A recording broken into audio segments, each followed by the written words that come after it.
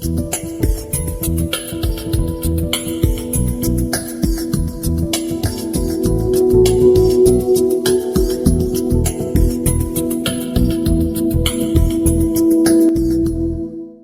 tragedia ha colpito la comunità con la scomparsa di Giorgio Frezza, 66 anni, vittima di un incidente stradale avvenuto lunedì pomeriggio sulla nuova statale del Santo a Cadoneghe.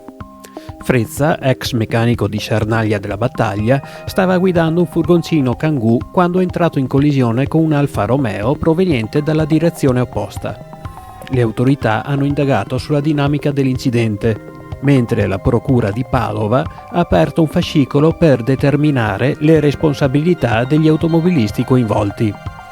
Il conducente dell'Alfa Romeo, 41 anni, è uscito illeso, così come un altro automobilista di 57 anni alla guida di una BMW che procedeva nella stessa direzione del furgoncino.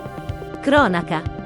Dopo la tragedia di Cadoneghe che ha coinvolto l'ex meccanico Giorgio Frezza, si è registrato il decesso di Ivano Dussin, 72 anni, avvenuto sabato scorso.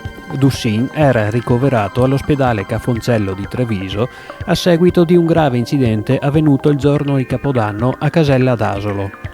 Mentre guidava un SUV lungo la via Castellana, il veicolo è sbandato ed è uscito di strada, schiantandosi contro un capitello votivo.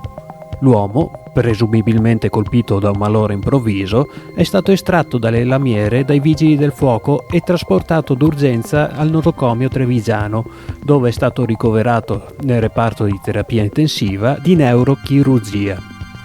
La sua condizione è peggiorata rapidamente fino al tragico epilogo di sabato scorso. Attualità.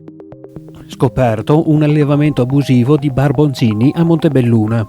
I carabinieri forestali, con il supporto dell'azienda sanitaria ULS 2, hanno sequestrato 16 cani, di cui 6 adulti, in un appartamento trasformato in un illegale centro di allevamento per commercio di animali.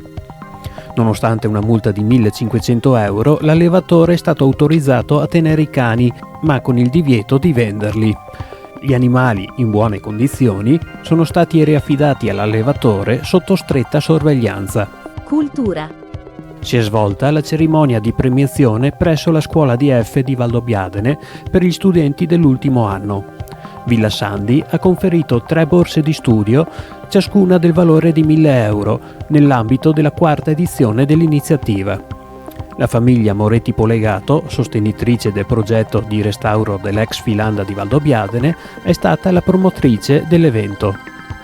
Le borse di studio sono state assegnate agli studenti che si sono distinti per impegno, passione e costanza nel triennio formativo 2021-2023, acquisendo competenze professionali nei rispettivi indirizzi. La valutazione ha preso in considerazione sia le attività didattiche curriculari che quelle extrascolastiche, riflettendo la visione dell'istituto che considera la crescita professionale e umana come obiettivi convergenti e inscindibili.